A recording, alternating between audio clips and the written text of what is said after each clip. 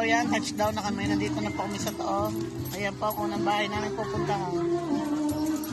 Happy Fiesta po sa may bahay. Ayan, so halata na po sa nguso ang bakat ng pininistahan. So, ayan, papunta na po kami sa patatlong bahay. Nakalimutan lang po namin mag-picture kanina sa pagalong bahay. So, ayan.